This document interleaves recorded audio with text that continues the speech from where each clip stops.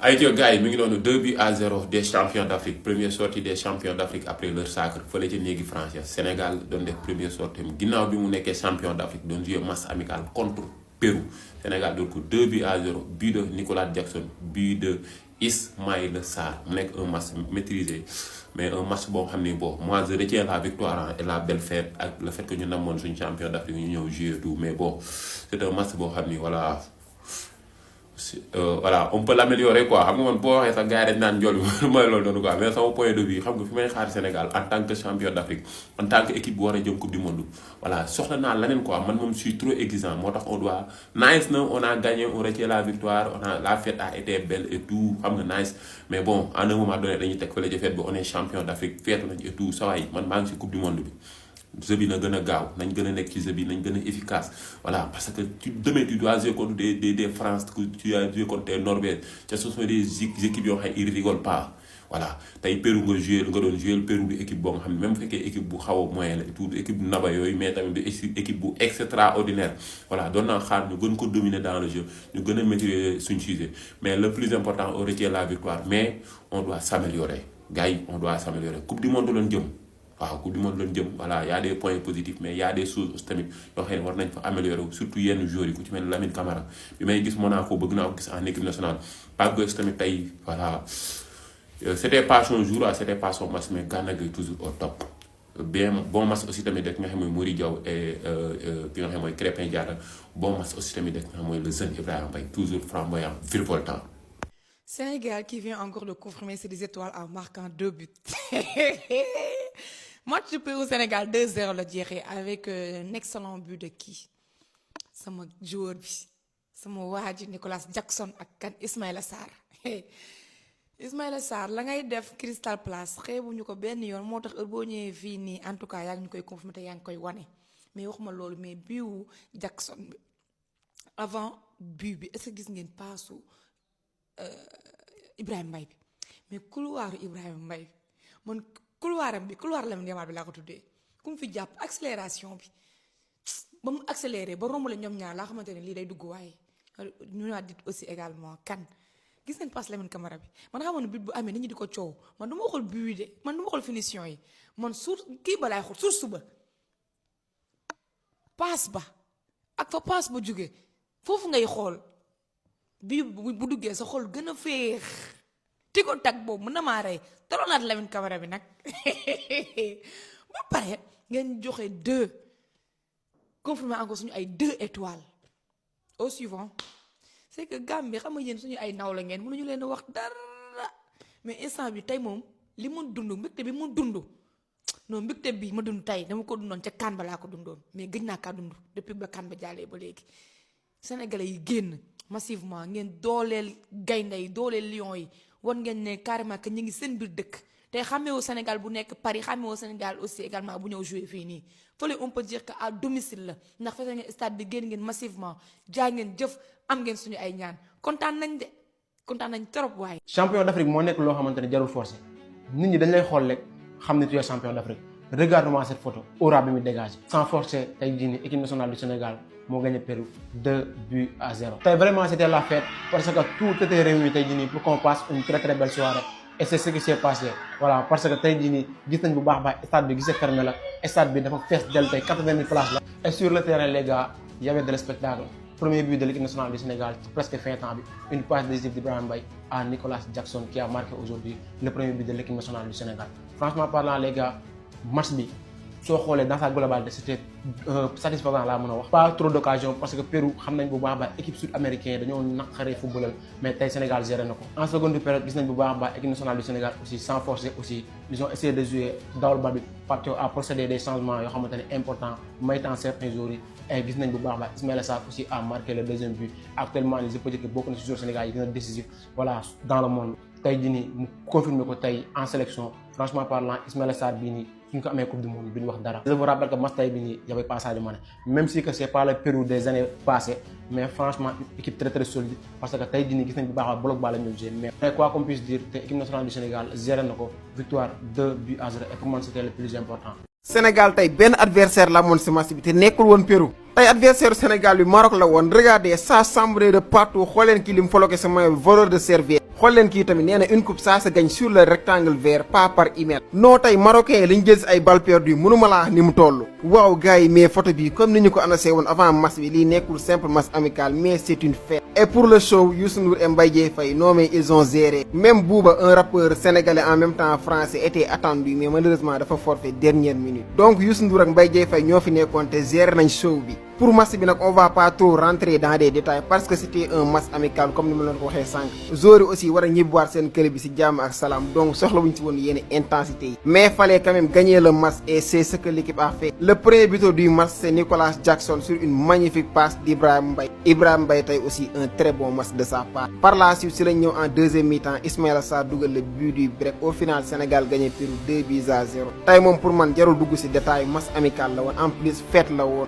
Pérou quand même une très bonne équipe mais tey le Sénégal était au-dessus. Pérou tey amoon na fa quelques actions pour marquer mais malheureusement pour un manque de réussite. tey nag Mody Diaw amul woon liggéey yu bëri ci match bi vu que Sénégal moo yoroon bal bi mais moment bi ñu ko soxlaa dëgg-dëgg répondre na présent def na fa benn arrêt bu rëy aussi les relances de Mody Diaw c'est à saluer. Mody Diaw tànk bu neex la yor relance yi propre lay def. vraiment tey dans l'ensemble rien à dire félicitations l'équipe c'est très belle victoire.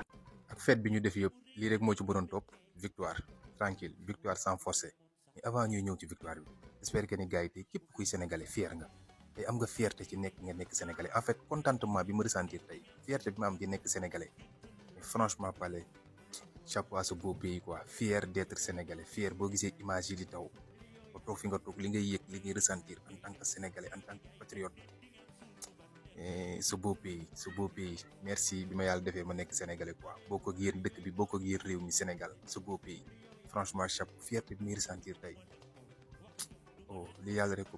rek ko mën franchement parler c'est beau à voir waa diaspora bi aussi chapeau à vous bàyyi woo leen benn yoon stade bi ngeen duy ko ba mu fees dal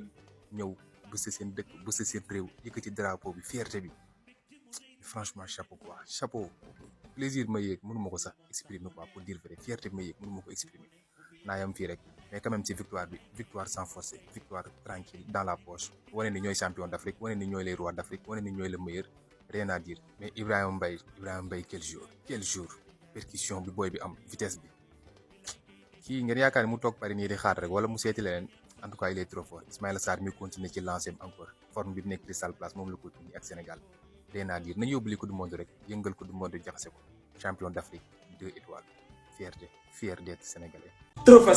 facile en fait victoire bi li ma si gën a neex mooy 2 étoiles yi nga xamante ne am nañ ko tey moom lañ indiwaale laal suñu ñaari but ba pare on a montré que le champion d'Afrique ça se force pas jarul forcer en fait ça vient naturellement. Victoire du Sénégal sur Pérou 2-0 grâce à Nicolas Jackson et le but de Ismaïla Sarr qui a fait aussi un match pas mal. Voilà, il a marqué son but. Nicolas Jackson aussi, il a fait un match spectaculaire et il a marqué son but aussi. Pour moi, il n'y a pas de surprise sur cette victoire parce que tout le monde sait que le Sénégal actuellement, il est devant Pérou et on l'a montré sur le terrain. La victoire, on l'a pas forcé. On a gagné naturellement. Ouais, une victoire simple et un contenu extraordinaire parce que en deuxième période, le Sénégal a bien joué. Peut-être première période, il y a toutes les difficultés, mais après on s'est ressaisi. Nous avons joué jeu c'était un jeu très fluide. Voilà, très fluide. Et on avançait vers l'avant souvent. On a vu aussi un Ibrahima Mbaye très percutant, très virevoltant. Le gars, à 18 ans, il fait ses ans de performance. Franchement, il faut saluer. Il a fait un très grand match. Il prenait beaucoup d'initiatives. En fait, man li ma gën a neex si moom mooy son audace. Le gars, il est audacieux. À chaque fois, même bu fekkee xale day ñëw ba ci suuf, il récupère les balles, dem def percussion, centré ñu dugal. En plus, il pesait très lourd ci attaque défense ki nga xamante ni mooy Pérou. On a remarqué aussi que le collectif était bon parce que gis nañ ni voilà au niveau du milieu de terrain, deuxième mi-temps bi Sénégal dafa nangu milieu de terrain bi si ki nga xamante ni mooy Pérou. Même premier mi-temps bi aussi mën naa ne Sénégal moo dominé woon Pérou ci digg milieu de terrain parce qu'on avait un très bon Gana Gueye boo xam ne dans les contre-pressing, il fait des replis extraordinaires. Pape Gueye aussi, voilà, il était dans son match, il a fait le match qu'il fallait. Au niveau de la défense aussi, on a remarqué que ki nga xamante ni mooy Mamadou Sarr ak Moussa Niakhaté ñu ngi commencé di retrouver une fluidité boo xam ne am na si ñoom ñaar et c'est une bonne chose. On a vu aussi la prestation de Mody Diaw malgré qu'il a fait une erreur qui a failli nous coûter un but, mais dans l'ensemble il a fait un match extraordinaire. Franchement, la victoire on l'a pas forcé et on a montré encore une fois qu'on est champion d'Afrique. Dites-moi ce que vous pensez dans les commentaires. ay jo sama gars yi mi ngi noonu 2-0 tey nag les champions d'Afrique ont montré que ni ñoom ñooy les vrais champions d'Afrique ce n'est pas pour rien Sénégal nekk champion d'Afrique la meilleure équipe d'Afrique et l'une des meilleures équipes du monde sans forcer Sénégal dóor na Pérou 2-0 devant son public une belle fête ambiance tey feetu occasion profiter waale xam nga voilà présenter trophée bi diaspora bi xam nga gars yi ñëw nañ Youssou Ndour ñëw na fa xam nga amoon na spectacle Koulibaly téye coupe bi tox ak moom yaaw yi metti xam nga sénégalais yëpp kontaan Ismaïla Sarr dugal Jackson dugal mu nekk 2-0 mu nekk une belle victoire pour couronner la fête mais dans le jeu bon pour man on doit s'améliorer ou quoi jeu bi Sénégal champion d'Afrique dëgg-dëgg yi ma namm dëgg gisuma leen surtout ci ñu war a jëm coupe du monde war a jàkkaarloog France war a jàkkaarloog Norvège on retient la victoire on retient le beau spectacle présentation trophée bi tout mais nañ teg loolu si ginnaaw ñu focus ci li nga xam mooy coupe du monde même bu fekkee tey test la woon yenn cadre yi football ñu Sadio Mané n'est pas là Koulibaly Mendy ñu ngi leen ci banc bi tout mais jeu bi na gën a rythmé na gën a gaaw xam nga voilà espace yeeg yooyu parce que demain tu dois jouer contre France tu dois jouer contre Norvège on retient la victoire nag c'est le point positif c'était le plus important mais man je suis trop exigeant waaw kontaan naa nag balaa ñu gars yi def njool bi kontaan je suis trop content mais seulement il y a des choses à améliorer dafa des lu ñu war a améliorer quoi surtout yenn joueurs yi Pape Gueye tey il n'était pas Lamine Camara il doit s'améliorer en équipe nationale Lamine Camara bu Monaco bu équipe nationale man pour man c'est diamétralement opposé xaw ma nag man loolu rek man maa ko gis mais Crépin toujours au top Gana Gueye quel joueur Gana Gueye moo mën booy Ibrahima Mbaye quel jeune aussi maanaam à 18 ans il a choisi le Sénégal il est virevoltant il est technique il est audacieux j'aime surtout son côté audacieux quoi man loolu moom gën a neex ci booy bi quoi chaque prise de balle rek ça va danger la quoi mais machallah en tout cas félicitations à tous les Sénégalais c'est une très belle victoire mais voilà nañ gën a améliorer ci yenn kii rek focus jëm ci li nga xam moom mooy mondial bi. El Hadj Diouf nee na Ibrahima Mbaye c'est un phénomène c'est un extraterrestre salaam sama gars yi maa leen nuyu di leen ziar di leen fàttali ngeen abonné képp koo xam ne yaa ngi seetaan vidéo bi te abonné go sama chaîne maa lay ñaan nga abonné pour nga motiver ma pour may gën a mën di vidéo di leen jox information yi en temps réel El Hadj Diouf lii la waxoon ci Ibrahima Mbaye nee na Ibrahima Mbaye extraterrestre la te phénomène la nee na am na lépp pour gagner ballon d'or africain 5 fois c'est-à-dire que nee na am na tout pour dépasser Yaya Touré ak Samuel Eto'o li Samuel Eto'o ak Yaya Touré def ci football africain nee na Ibrahima Mbaye am na lépp pour def ko parce que âge bi mu am et talent bu incroyable bi nga xamante ne mi ngi ci moom xaw ma d'accord ngeen ak El Hadj Diouf am déet maa ngi leen di xaar ci commentaire yi waaye en tout cas xale bi mën na football xale bi gis ngeen première mi-temps bi mu délivré bu maturité bi gën a yokku âge bi gën a yokku dina def lu doy waar ci football mondial lenn rek lañ koy wax mu fexe nu muy def am club boo xamante ne dina ko may temps de jeu ñi ngi koy dégg di côté de Premier League ay club yu mel ne Aston Villa c'est des bons clubs yoo xamante ne tey Ibrahima Mbaye bu fa demee dina fa mën a am temps de jeu pour man Paris Saint-Germain club bu mag la mais temps de jeu bi Ibrahima Mbaye soxla pour ñëw équipe nationale Sénégal pour compétir du ko fa am. Ibrahima Mbaye un mot pour lui c'est le meilleur jeune joueur du monde entier mais gars yi gis ngeen Ibrahima Mbaye lu muy football à chaque fois bu teewee bal danger la si équipe adverse bi à chaque fois bu teewee bal day def percussion day dem non boy bi faa naa ko nag non faa naa ko léegi mooy sama joueur léegi non il est incroyable à 17 ans la choisir le Sénégal gars yi may leen ma koy cœur incroyable ce gosse.